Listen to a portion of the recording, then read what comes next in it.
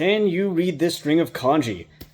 Well, if you guessed Haru Natsufuyu, you might want to review a bit because when you see a kanji compound, in the majority of cases, you should be switching to the onyomi. Now, if you guessed shunkato, well, no, but I see where you're going for, because this obviously evokes the phrase shunka shuto, which is literally, every single season, but is used more metaphorically to refer to the 4 seasons or all around the year. You can see that phrase used in posts like this, where someone does photographs from each season, or in more natural phrases here, where it's used to modify the word variation, talking about variations that match each season. But this here is read not as it's quote-unquote supposed to be, but as a bit of wordplay. Because if you notice what is missing from this, the reason it is not shunka shuto, is that there is no aki. So if aki is not there, aki ga arimasen, that would mean aki nai. Now, I was turned on to this little phrase by somebody on social media who tagged me because I have a reputation for doing Japanese wordplay on social media.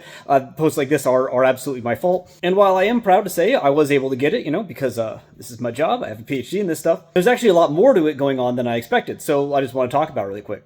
Basically, the akinai I expected this to be is like this akinai, which is the negative form of the verb akiru, or to get tired of. So if you do not get tired of something, akinai. Looking at how this is actually used online, though, I found that this is one use of this bit of kanji wordplay here. For instance, in this post here, or this post here, you can see people using it to say that they are not going to get tired of something, generally food. And indeed, this sequence of 3 kanji is actually used quite a bit for the names of restaurants in Japan. For some reason, very commonly noodle restaurants and izakayas, or Chinese-based restaurants, which I guess includes ramen restaurants in some definitions. I don't know why it's kind of restricted to this vein, but, there are multiple examples out there.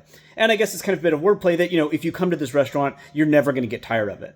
However, there's another bit of wordplay that I did not catch up on here, which is that akinai can also be this, which means like commerce, right? It is a form of the verb akinao. So, for instance, in a post like this, and there are a few restaurants doing this, the use of naka there, or chu, means that we are currently open, right? It's like eigyou chu, but akinai chu. There's even a more complex version out there, which has been recognized, which has even further wordplay, which begins with the akinai you see there, but then up on the top there, you can see a tu and the kanji for masu. And what this is supposed to be read as is not nimasu, but masu, right? If there are 2 masu, that is masu. And then in a really complex piece of wordplay there at the end, you have 5, right? Go. And then the last kanji is go, right? With the longer o, and that is 180 milliliters. So if you have 5 of those, you get half of what is called a shou. A shobin, right, is a very large bottle of sake. Definitely way more than the average person would want to drink on their own. So half of a sho would be hansho, which sounds like hanjo, which means thriving. So if we go back to that, we get akinai, masu, hanjo, or the business will thrive more and more and more. Basically, it's a fun little way of praying for continued success in your business via kanji play that some people know potentially also at the same time expresses a hope that your customers will not get tired of your business, bringing both parts of wordplay together in a 2 birds, 1 stone kind of way. Or perhaps 3 kanji, 2 wordplay kind of way.